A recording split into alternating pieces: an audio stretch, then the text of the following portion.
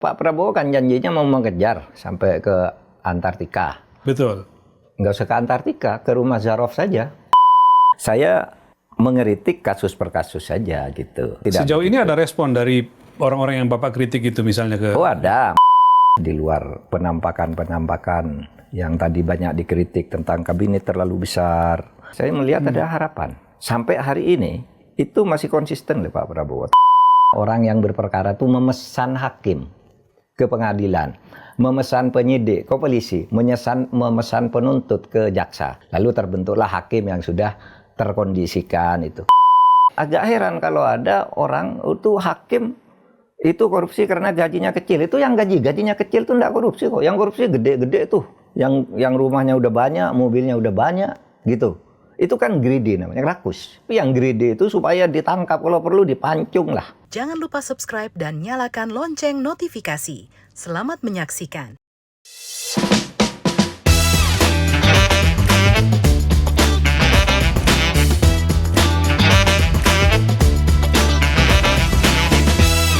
Halo, apa kabar Anda semua? Kembali kita jumpa di podcast Terus Terang. Saya menyoroti perkembangan terbaru di bidang hukum. 3 hakim Pengadilan Negeri Surabaya ditangkap oleh Kejaksaan Agung karena menerima suap atas kasus vonis bebas Ronald Tanur. Selain itu, Kejaksaan Agung juga menangkap seorang mantan petinggi Mahkamah Agung yang terkait kasus itu. Jumlah suapnya fantastis. Ini sungguh menyedihkan karena hakim seharusnya menjadi penjaga pilar yudikatif sebagai harapan bagi para pencari keadilan. Baiklah semua, akan saya bahas secara terus terang.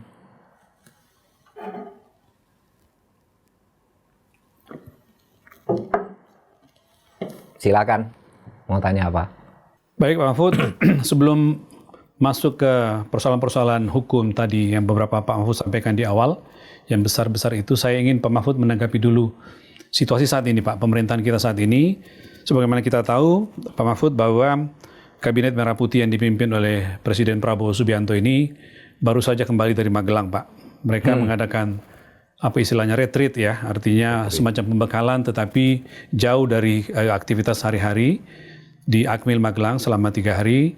Dan kita lihat yang paling banyak dikomentarin publik itu tampilan fisiknya karena mereka menggunakan loreng sampai pada lengkap dengan sepatu larasnya, baris berbaris dan segala macam. Ada yang menilai ini baru di awal-awal sudah muncul nuansa militeristik.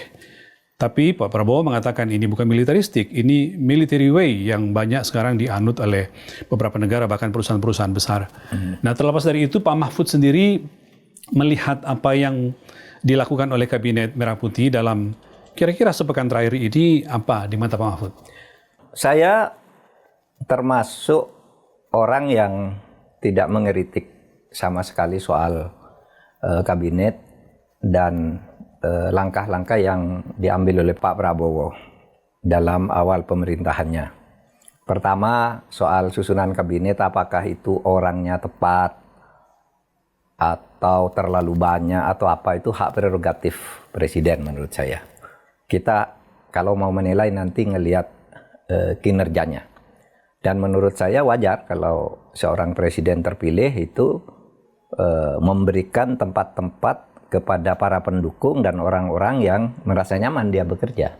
Itu secara etis kan kita harus menerima fakta itu sebagai keharusan.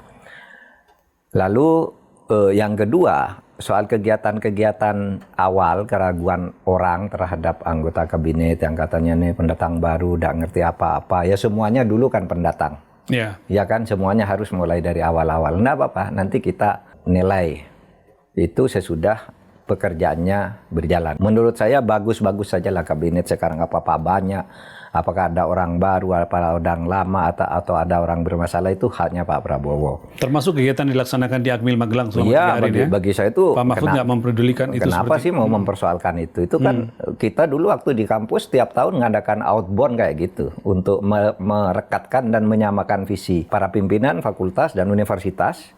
Itu biasanya di awal-awal tahun itu kita outbound ke hutan gitu, 3 hari sama-sama bergurau, lalu lari bersama, olahraga. Dan itu bagus-bagus saja di mata Bapak ya? Menurut saya bagus, itu memperakrab juga gitu. Tetapi kalau ada yang anggap tidak bagus ya silahkan saja. Kalau saya itu silahkan aja gitu. Tetapi memang saya tidak mengerti konfigurasi pilihan orangnya atau susunannya, karena itu pilihan Pak Prabowo sebagai hak prerogatif. Saya mengeritik kasus per kasus saja gitu. Misalnya ya, saya sudah 4 kali ini ya dalam seminggu ini membuat kritik ketika Pak Yusril menyatakan bahwa tidak ada pelanggaran HAM berat di Indonesia gitu, kecuali di tahun 60-an dan tahun 40-an. Nah, itu saya kritik, itu salah. Karena pelanggaran HAM berat itu sudah ditetapkan secara resmi oleh Komnas HAM, dan penetapan pelanggaran HAM berat itu memang hanya Komnas HAM yang boleh menyatakan itu terjadi atau tidak. Nah, lalu pengadilannya nanti DPR bersama pemerintah, kan gitu. Nah, saya sudah jelaskan dulu, untuk mengadil itu sampai sekarang sulit karena semua kasus pelanggaran HAM yang ditetapkan oleh Komnas HAM itu semua yang dibawa ke pengadilan itu semuanya bebas, tidak ada. Dan Pak Mahfud menyampaikan itu kepada media dan media memberitakan semua kritikan itu ya? Iya, saya katakan itu Pak Yusril salah. Yang kedua, saya ngeritik ya kecil-kecilan aja Pak Yandri ketika membuat acara keluarga pakai kecil-kecilan tapi menghebohkan itu Pak. Iya, karena malam-malam rame orang ngirim berita ke saya, besoknya saya tweet memang, lalu paginya keluar, lalu siangnya mungkin ada keluar reaksi dari sekretaris kabinet ya, agar tidak membuat kebijakan yang kontroversial. Kemudian yang ketiga juga saya nyoroti penjelasan pemerintah, bukan kebijakan, penjelasan yang menurut saya salah, yaitu tentang sertifikasi halal. Oleh Kepala Badan itu ya? Kepala Badan Haikal Hasan? Iya Pak, Haikal Hasan. Saya katakan dia menjelaskan bahwa semua produk yang masuk atau keluar Indonesia yang bisa diperjualbelikan harus sertifikasi. Itu kan salah, perdebatannya kan justru di situ lama, karena itu salah gitu. Ya itu penjelasan, bukan kebijakan. Aturannya tidak. Sejauh ini ada respon dari orang-orang yang Bapak kritik itu misalnya ke... Oh ada, melalui media juga seperti Yandri Susanto kan ada. Sudah. Oh iya, Yandri mengatakan, mengucapkan terima kasih dan tidak akan mengulangi. Kalau Babe Haikal WA dengan saya, terima kasih atas atas kritiknya. Oh direspon oleh Babe Haikal. Kami akan ikut pendahulu kami yang bijak untuk memberi nasihat. Gitu. Artinya area kritik Pak Mahfud itu bukan lagi pada pusat rezim gitu ya, tetapi pada kepentingan publik yang memang real Bapak bisa mengingatkan. Rasanya untuk sekarang tidak etis kalau saya ikut ngeritik rezim ya, karena saya kontestan dulu, ya kan? Nanti dikira tidak legowo, dikira semua dianggap salah, enggak lah. Itu menurut saya sudahlah, itu sudah dibentuk dan sudah bagus menurut saya Pak Prabowo. Tapi Mas, yang memberi harapan bagi saya di luar penampakan yang tadi banyak dikritik tentang kabinet terlalu besar, itu kan kritik ya. Ini militeristik, saya enggak kritik sih, tapi ya saya melihat pada harapan yang diberikan oleh Pak Prabowo. Justru sebaliknya ya, Bapak melihat ada harapan ya? Iya, saya melihat ada harapan. Sampai hari ini itu masih konsisten oleh Pak Prabowo. Terakhir saya melihat wawancaranya tentang pemberantasan korupsi juga masih kuat tuh dengan SCTV. Oh, yang terbaru Pak, dengan SCTV. Dengan Retno Pinasti ya. Bagus tuh. Iya. Itu memberi harapan. Kemudian pemerintah sekarang eselon 1 dan menteri mobilnya harus mobil buatan Pindad, Maung gitu ya. Nggak ada lagi mobil-mobil Camry, Volvo, mobil apa gitu. Pokoknya itu kan bagus tuh. Di India juga udah lama begitu. Pakai produksi dalam negeri. Itu konkret, pabriknya ada dan bisa dipesan dengan segala spesifikasinya. Itu kan bagus. Kemudian ancamannya kepada para menteri untuk tidak main-main dengan uang negara. Saya kira itu sangat berarti. Karena itu selalu dinyatakan. Dan menurut saya ya mungkin para menteri itu tidak akan berkutik loh, mau main-main kalau sudah dinyatakan begitu. Nah, kalau masih ada yang melakukan itu di menteri, berarti ini kendalinya tidak kuat. Ya, artinya orang bisa mengatakan nanti Pak Prabowo ini kurang kuat mengendalikan itu. Tapi sampai hari ini sudah seminggu ya, dilantik 9 hari, menurut saya masih bagus. Kita tinggal nunggu ke depannya. Gitu. Soal wawancara dengan SCTV, saya juga menonton Pak. Di bagian mana yang menurut Pak Mahfud itu bagus? Karena ketika Retno misalnya menanyakan apa yang akan dilakukan oleh Pak Prabowo dalam kaitan dengan komitmen pemberantasan korupsi, Pak Prabowo kalau nggak salah mengatakan begini Pak. Nomor 1 kesejahteraan ya akan ditingkatkan ya aparat penegak hukum. Yang kedua lalu pengawasannya akan diperketat kalau nggak salah. Lalu yang ketiga ada digital system akan diterapkan dan juga termasuk dengan bagaimana meredam korupsi yang bukan hanya kebutuhan tetapi keserakahan. Itu yang menjadi apa? Yang mana yang menjadi semua. Satu, bahwa hakim-hakim itu korupsi itu kan karena kesejahteraannya sangat kecil. Gajinya kecil, ukuran pegawai negeri gitu. Sehingga itu menjadi perhatian agar nanti hakim-hakim itu gajinya dinaikkan. Meskipun sudah mulai dinaikkan tapi kayaknya masih perlu dihitung ulang ya. Sudah dinaikkan oleh Pak Jokowi kemarin udah bagus, tapi perlu dihitung ulang.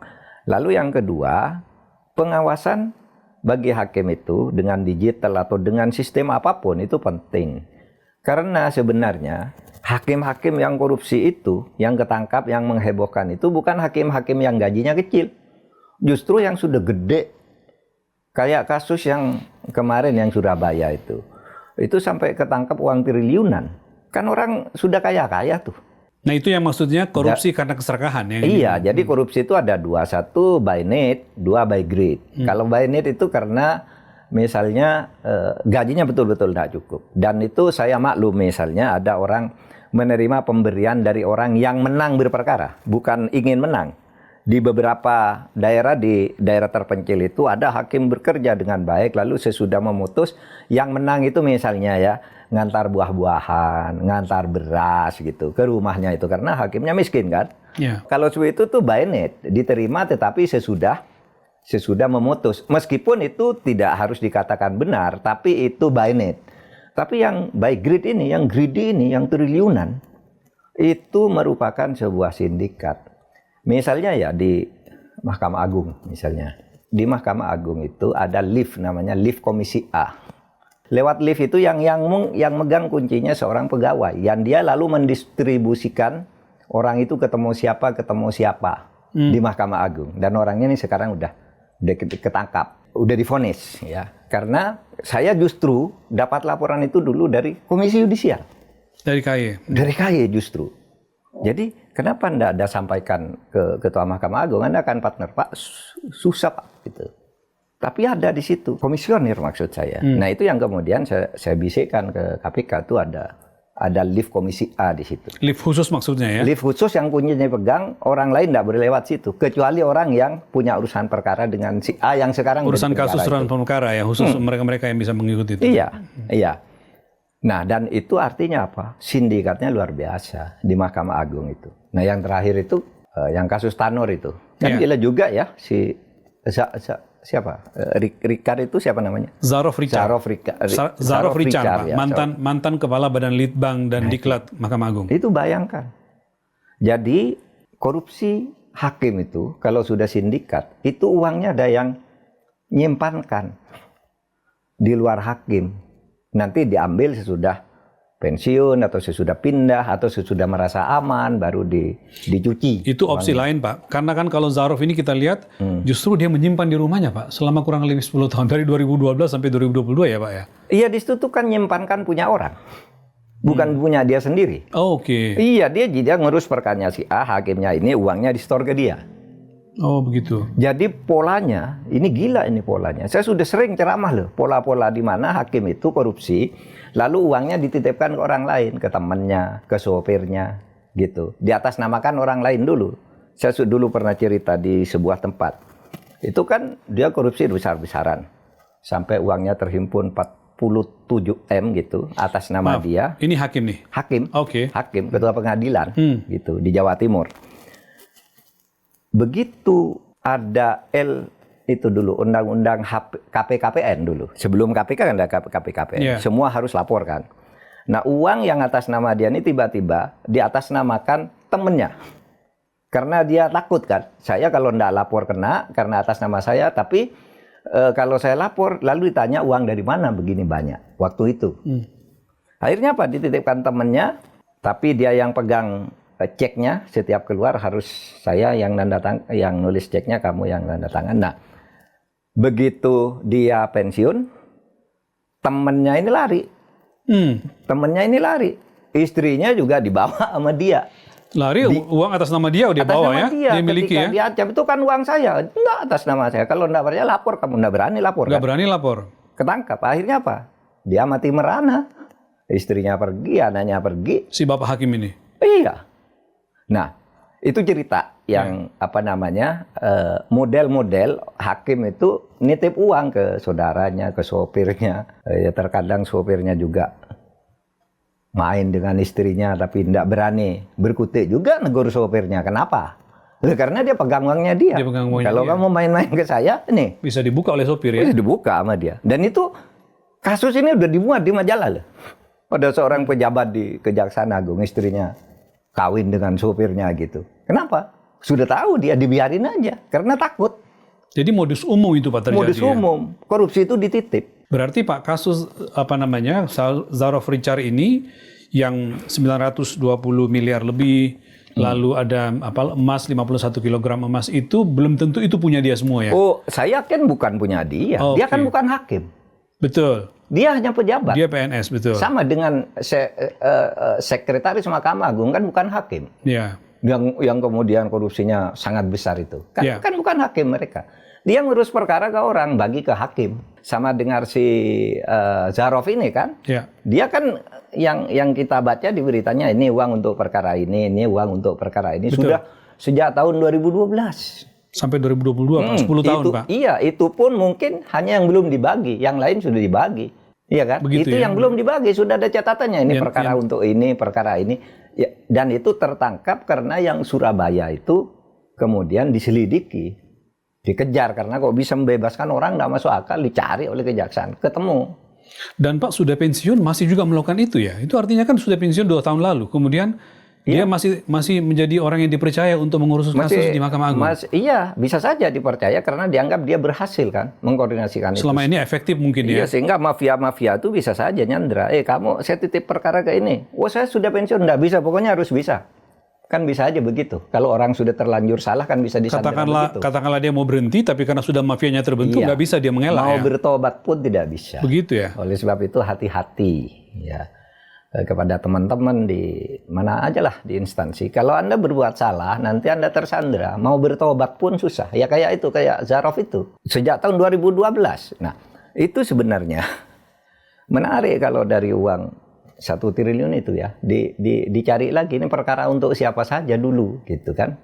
Perkaranya dibuka lagi. Itu makanya Pak, kalau kita lihat 10 tahun, kan banyak sekali, bisa 10 sampai ratusan perkara Pak itu akhirnya diatus oleh vonisnya oleh Zarof ini. Iya. Bagaimana itu? Apakah kejaksaan harus membuka itu kasus satu persatu supaya ketahuan uang itu dari mana, siapa yang memberikan? Menurut saya iya, ya kejaksaan harus buka itu. Itu kan yang saya lihat ya. Waktu penggeledahan itu kan ada catatan ini perkara ini yang belum diberikan kan gitu kan. Harusnya diberikan ke sini, harusnya diberikan ke sini, kan? Betul. Nah, itu dibuka lagi perkaranya, bukan diperkarakan dulu ya. Dibuka, dipelajari kasusnya. Nah, itu bisa juga disidangkan kembali kalau menyangkut orang yang tidak bersalah dihukum karena menjadi kambing hitam. Karena penyuapan itu tidak salah, tolong dia dihukum, dibayar hakimnya. Itu bisa PK. Tapi persoalannya di dalam hukum itu kalau terdakwa itu bebas, ya itu jaksa tidak boleh PK menurut aturan gitu. Nah, tetapi ini bisa dibuka lagi. Saya kira pemerintah bisa memulai dari kasus ini ya, dari Kejaksaan Agung bisa, Mahkamah Agung juga bisa membuat timnya sendiri. Ya, orang berharap Pak bahwa ini bisa jadi kunci untuk membuka mafia peradilan yang lebih besar. Karena kalau lihat jumlah kasusnya sangat banyak kasusnya yang bisa dibuka.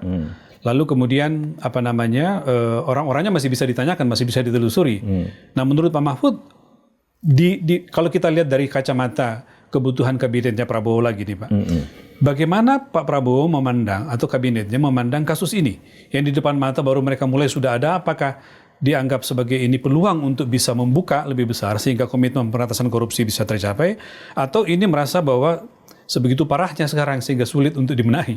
Jadi begini, Pak Prabowo kan janjinya mau mengejar sampai ke Antartika. Betul. Nggak usah ke Antartika, ke rumah Zarov saja sekarang. Nggak usah Ini jauh-jauh, dulu perkara apa saja. Kan kalau itu nyangkut perkara pidana, apalagi korupsi gitu. Itu kalau kasusnya terjadi sejak 2012 sampai sekarang, itu masih bisa dibuka lagi. Ya, hakimnya yang sudah pindah, hakimnya yang sudah pensiun pun bisa diadili lagi. Kalau yang sudah vonis terhadap terdakwanya itu tadi bisa PK kalau dia menjadi korban, tapi bisa lepas dia atas nama hukum karena dia dibebaskan karena nyuap. Orang yang bebas itu ya jaksanya tidak boleh melakukan PK, peninjauan kembali. Tapi kalau orang tidak salah dihukum, itu kayak Sengkon dan Karta dulu, orang tidak salah masuk penjara, PK, peninjauan kembali, bisa dibebaskan. Artinya untuk kasus Ronald Tanur dan kasus-kasus yang diatur vonisnya oleh Pak Zarov ini, itu bisa ditinjau kembali dengan mekanisme PK memungkinkan oleh jaksa? Gini, kalau aturan yang resmi, jaksa tidak boleh. Jaksa tidak boleh naik banding atau tidak boleh mengajukan PK atas perkara di mana orang sudah dihukum. Okay. Jadi jaksa harus menerima, ya, orang bebas gitu. Tetapi yang boleh PK itu hanya orang yang dihukum, bukan jaksanya. Jadi misalnya Tanur misalnya ya, mau PK, oh ini salah, saya enggak nyuap dulu, begini-gini, dia bisa PK. Besok. Tapi jaksa misalnya, saya kemarin nuntut 12 tahun atau 15 tahun, kok cuma dikasih 5, enggak boleh PK. Nah yang itu juga Pak, itu kan jadi pertanyaan orang tuh Pak. Iya. Nuntut 12 tahun, tidak bisa PK. Bukankah Pak misalnya dalam kasus tertentu Mahkamah Agung membolehkan PK oleh jaksa? Dalam beberapa kasus misalnya dulu Syahril Sabirin itu terjadi, kasus Syahril Sabirin. Lalu Joko S. Chandra itu terjadi. Lalu Mukhtar Pakpahan, Pak. Mukhtar Pakpahan. Itu juga oleh MA boleh melakukan PK. Gimana dengan kasus seperti ini? Katakanlah untuk pertimbangan pemberantasan mafia peradilan untuk kepentingan negara. Gini, hukum pidana itu kan melindungi hak-hak orang yang terdakwa pada tekanannya. Oleh sebab itu, kemudian kalau orang sudah dibebaskan atau dihukum ringan, jaksa tidak boleh mengajukan PK. Kecuali orang yang dihukum, lalu yang terhukum ini dia tidak puas dan punya bukti baru, novum namanya, novum itu. Novum itu bukti baru. Ya, bukti yang sudah ada pada saat perkara berlangsung, bukan bukti yang diciptakan pada saat perkara berlangsung, tapi baru ditemukan sekarang, seperti penyuapan dan sebagainya kan baru ditemukan. Nah, itu bisa semua dibuka. Tergantung lihat kalau misalnya ini perkara penyuapan tanggal sekian tetapi yang menyuap adalah terdakwa sehingga bebas, itu tidak bisa PK. Itu aturannya ya. Nah, terobosan-terobosan bisa saja dibuat gitu ya. Kalau sangat itu mungkin dibuat terobosan hukum ya. Sangat mungkin. Apalagi kalau misalnya pembuat undang-undang, legislasi gitu, membuat pintu untuk itu kan bisa. Bahkan presiden bisa kan membuat pintu kalau mau mengeluarkan perpu. Tapi banyak orang tidak terlalu setuju, terlalu sering mengeluarkan perpu. Gitu. Untuk kepentingan sekarang Pak, kan sebenarnya ada peluang ketika publik misalnya mengatakan bahwa ini mumpung ketua MA-nya baru dan punya integritas yang baik, kira-kira gitu, sehingga mungkin nggak Pak, kasus ini seperti yang saya sampaikan tadi, ada upaya misalnya PK oleh jaksa, lalu kemudian bagaimana ini dibuka, Mahkamah Agung juga bisa terbuka dan memberikan ruang supaya ini dibuka dengan baik gitu? Iya, menurut saya Mahkamah Agung perlu membuka peluang itu. Tapi Mahkamah Agung kalau menindak ke dalam dia kan sifatnya administratif. Oleh sebab itu dia buka aja Kejaksaan Agung. Tolong dong ini periksa lagi nih. Dulu yang ada catatannya ditangani zaman si Zarov itu gitu. Itu akan banyak perkara di situ, perkara nomor sekian, hakimnya ini meskipun sudah pensiun, apalagi hanya cuma pindah, apalagi sekarang masih tetap di Mahkamah Agung. Itu bisa diperiksa lagi, bisa dijadikan tindak pidana tersendiri bagi hakimnya. Tapi kalau bagi korban yang dihukum tergantung itu tadi. Kalau dia dihukum karena penyuapan oleh orang yang mengorbankan dia bisa PK. Tapi kalau dia bebas karena dia nyuap, dia tidak bisa lagi dihukum. Karena begitu aturannya. Aturannya seperti itu. Pak, sejauh ini kan Kejaksaan mengatakan pada publik itu pada beberapa media fokus pada dua hal. Pertama, dugaan korupsi berupa suap atau gratifikasi. Yang kedua, dugaan permufakatan suap atau gratifikasi. Apa bedanya dan implikasi ke hukum keduanya, Pak? Sama aja sebenarnya. Sama aja sebenarnya. Sama. Kalau yang satu masih korupsi, iya. Ya, kalau satu dugaan dia tidak melakukan atau yang kedua adalah permufakatan. Iya, bermufakat kan, itu bermufakat itu kan bermufakat tapi belum bayar kan kira-kira gitu. Itu kan sama aja korupsi. Barang siapa menjanjikan sesuatu, memberi sesuatu dan seterusnya itu kan masuk di situ. Tadi Pak Mahfud mengatakan bahwa ini kasus yang umum terjadi, bahkan beberapa modus itu dimiliki oleh masing-masing orang yang ingin bermain dalam kasus hukum seperti ini. Saya ingin menunjukkan Pak Mahfud bahwa kami mencari Pak data-data ketika menyiapkan program ini, kami menemukan beberapa nama yang dari tahun 2006 Pak sampai tahun 2024 itu rupanya sudah ada kurang lebih 35-36 hakim sama pejabat lembaga peradilan. Ini Pak Mahfud. Nah ini misalnya kita saksikan nih Pak. Daftar hakim dan pejabat negara lembaga peradilan terlibat suap dan gratifikasi dari pertama Hari Ini Wiyoso tahun 2006, Herman Aulositandi 2006, ini sampai nomor 15 Pak. Ada nama-nama yang Syarifuddin Umar. Ya.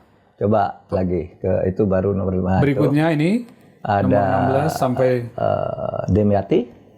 Ada kan tuh Sudrajat Demyati. Betul. Mahkamah Hakim Agung ada dua Pak. Sudrajat Dimyati dan sama Ghazal Basaleh. Ghazal Basaleh. Kemudian Sekretaris Mahkamah Agung ada dua. Ada dua, Nur Hadi dan Hasbi Hasan. Ditambah dengan pejabat diklat yang terakhir ini. Nah, ini berikutnya Pak. Berikutnya ini 32 sampai 35 orang rupanya Pak. Sampai 35. Dengan terakhir Pak Zarof Richard ini. Iya. Apa yang Pak Mahfud ingin sampaikan atau makna dari begitu banyaknya rupanya hakim termasuk Hakim Agung ikut dalam pusaran suap dan masuk kemungkinan mafia peradilan? Pertama, pola korupsinya itu menggunakan orang dalam. Orang dalam. Ya kan? Biasanya di berbagai tempat tuh ada panitra kan dulu. Ya, ada panitra. Biasanya orang dalam. Yang ini tadi, yang dua itu sekretaris MA kan, Hasbi dan Nur Hadi. Ditambah dengan Zarof, itu kan diklat. Orang dalam, yang ngatur orang dalam, dia nanti yang mempertemukan ke hakim biasanya. Lalu yang menunjuk hakimnya, pesanan hakim itu biasanya dipesan, Mas, orang yang berperkara. Saya minta hakim ini sudah dihubungi, ini sudah dikondisikan gitu. Lalu terbentuklah hakim yang sudah terkondisikan itu. Dulu ada orang yang membocorkan pola-pola seperti itu, di mana orang yang berperkara itu memesan hakim ke pengadilan, memesan penyidik ke polisi, memesan penuntut ke jaksa. Namanya Hakim Sahlan. Itu dia berbicara di depan forum internasional bahwa di Indonesia ada pola gitu. Habis itu dia pulang dipecat karena bercerita ini. Perkara itu dititip ke orang dalam, dipesan dulu hakimnya siapa besok.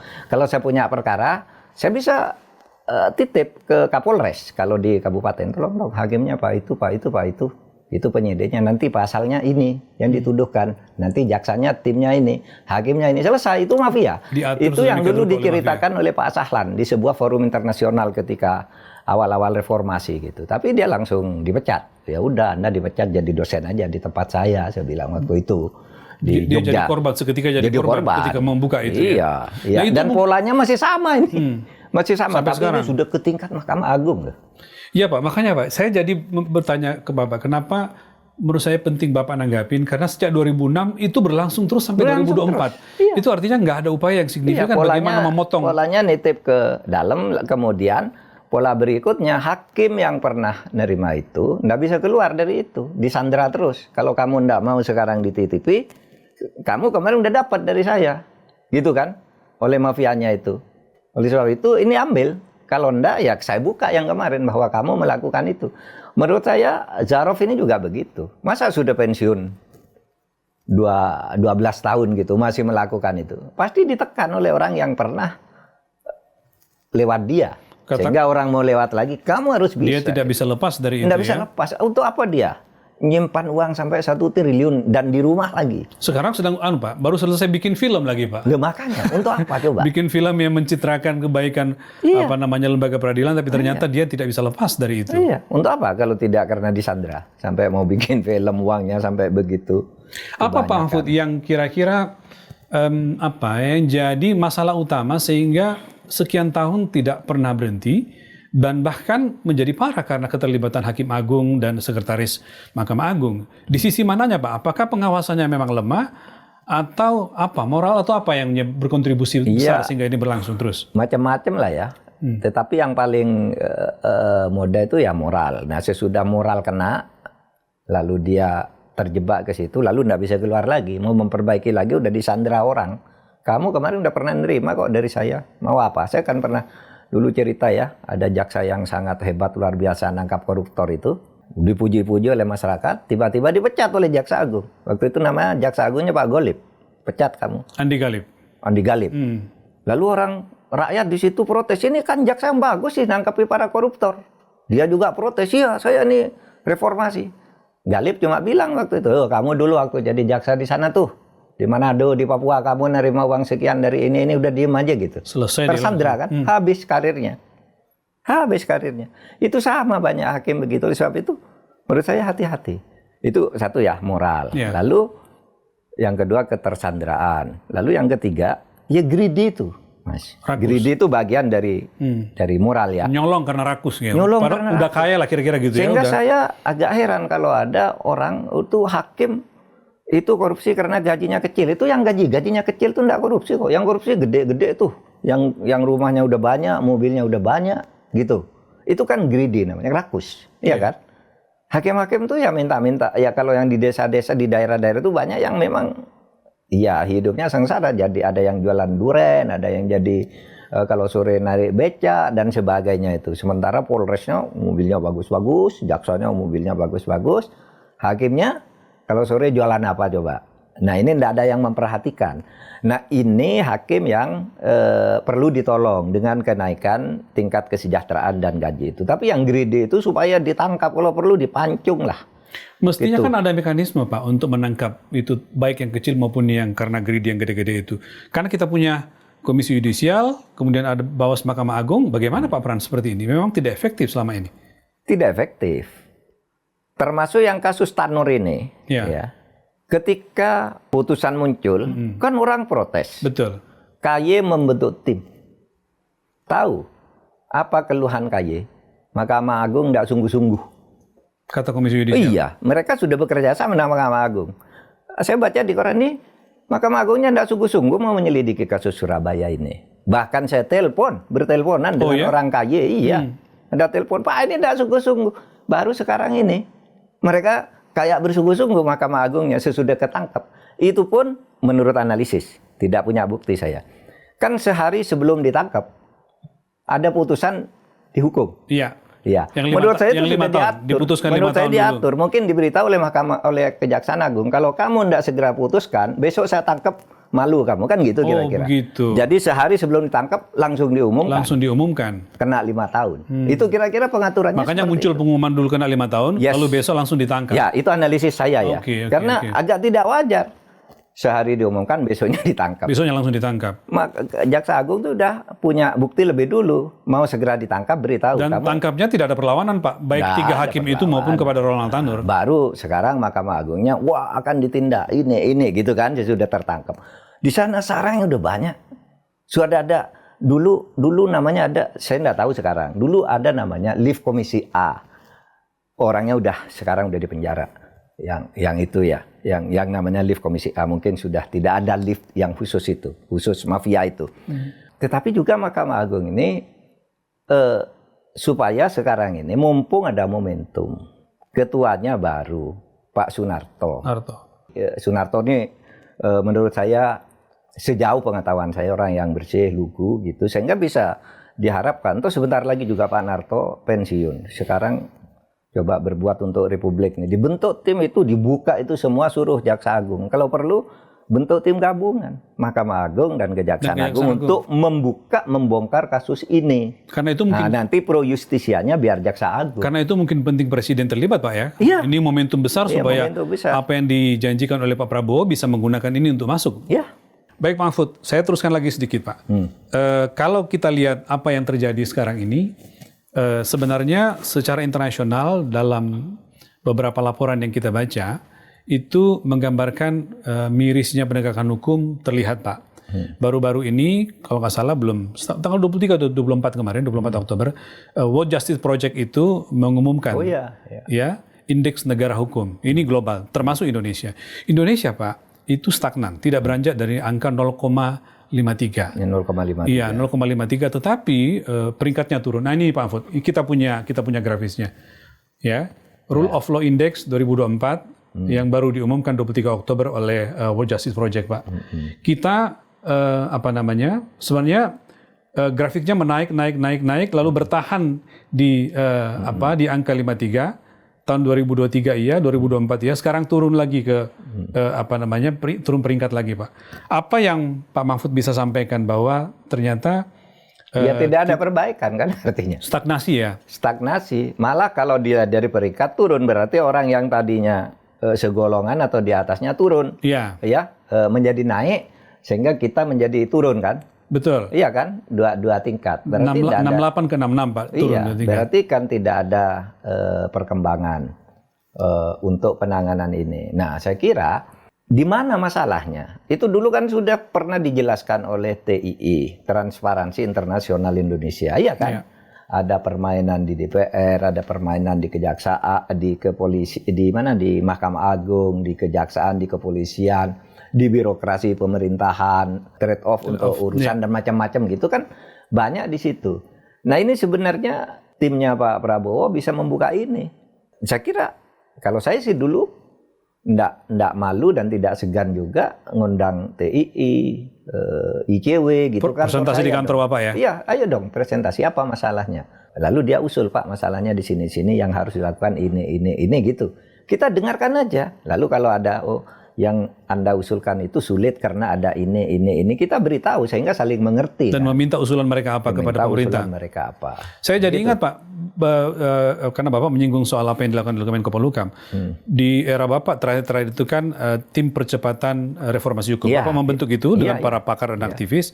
Kaitannya kalau nggak salah satu dengan lembaga peradilan, Mahkamah Agung dan segala macam. Apa Pak hasil rekomendasi ketika itu dan nasibnya seperti apa sekarang itu? Korupsi itu ada di lembaga peradilan, ada di perundang-undangan, legislatif, kemudian yang menonjol itu di pertanahan, ya.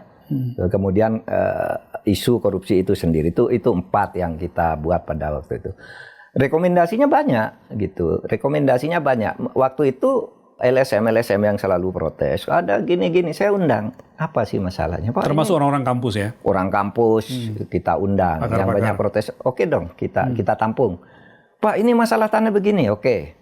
Seharusnya begini, ini sudah dilakukan.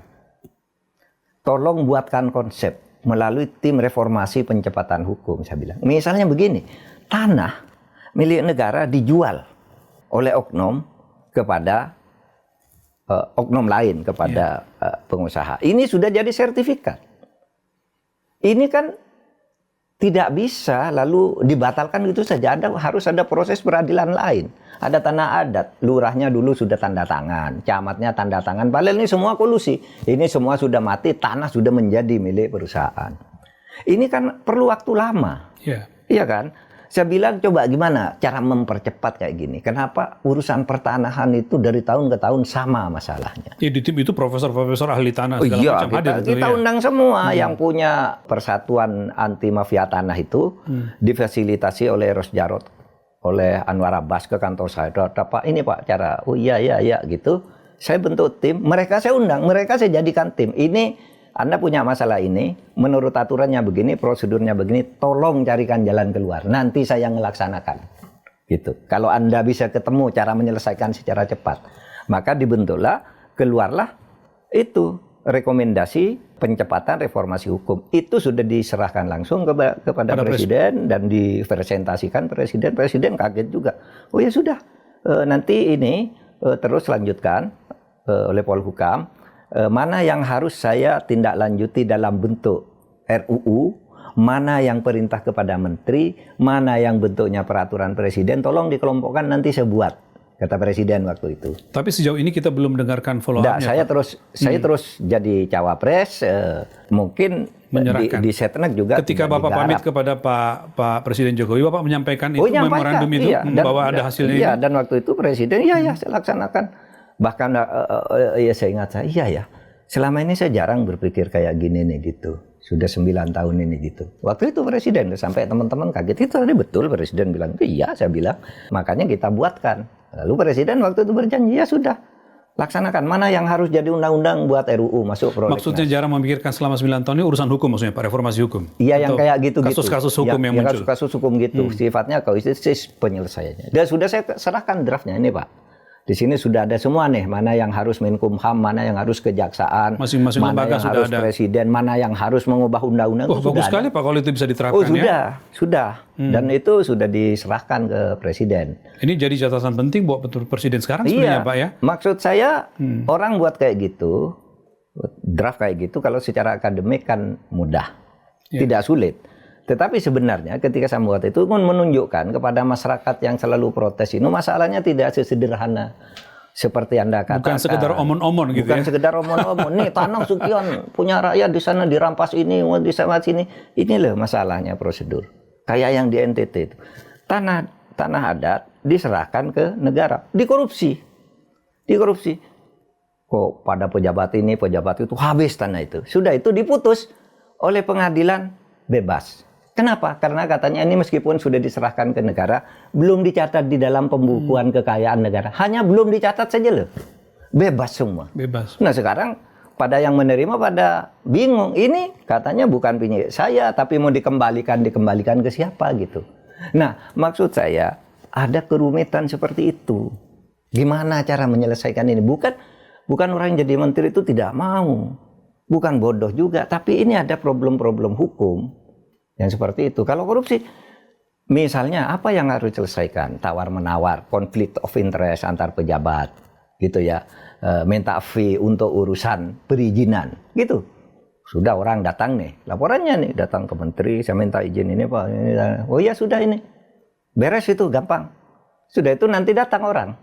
Apakah orang deputi, atau orang mengatasnamakan dia, tapi ada yang pejabat. Itu gimana, kata Pak Menteri itu. Gitu. Kalau mau diteruskan apa enggak? Gitu. Lalu minta uang. Gitu. Nanti kalau ditanya ke enggak itu bohong. Nanti yang dikorbankan ini orang yang disuruh ini. Lagi. Kan rumit masalah ini. Gitu.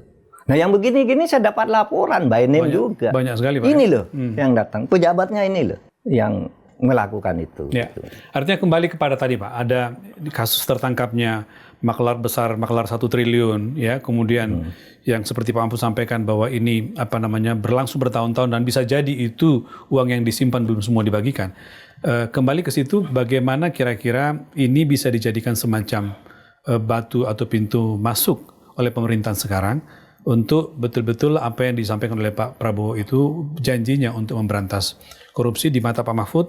Ini strategiskah menjadi sebuah batu untuk memulai atau seperti apa? Sangat strategis untuk bidang peradilan. Karena gini, peradilan itu kan di luar pemerintah. Sehingga kita mau membenahi secara administratif, prosedural, pelan-pelan, pemerintah tidak bisa masuk. Tidak bisa masuk. Sehingga ketika dulu, kok banyak hakim korupsi di pengadilan. Lalu nyalakan presiden, nyalakan Menkumham, nyalakan Jaksa Agung, nggak bisa. Itu pengadilan sendiri kok. Nah kalau sudah jadi kasus seperti ini, pemerintah bisa masuk melalui Kejaksaan Agung. Inilah menurut saya pintu masuk. Kalau memang mau betul memberantas korupsi ini, untuk pengadilan nih sudah ada nih. Itu mulai dari situ sekarang, lacak semua yang sudah ada itu. Kalau perlu perkaranya buka lagi, bagi yang bebas ya sudah bebas. Tapi hakimnya yang memutus bebas karena suap itu diadili lagi tersendiri. Dengan komitmen besar Presiden Prabowo gitu ya? Iya, kalau Pak Prabowo mau ya, saya kira sudah tahu itu bahwa Pak Prabowo bisa melakukan itu kalau mau. Baik Pak Mahfud, itu cukup. Terima kasih Pak. Terima kasih ya. Baiklah saudara, sampai di sini dulu. Korupsi, apapun bentuknya, tidak hanya merugikan keuangan negara, tetapi juga merugikan masyarakat. Bahkan berdampak ke keluarga dan juga pertanggungjawabannya di akhirat kelak sungguh sangat berat. Tetaplah berbuat yang terbaik untuk penegakan hukum dan pemberantasan korupsi di Indonesia. Sampai jumpa. Selesai.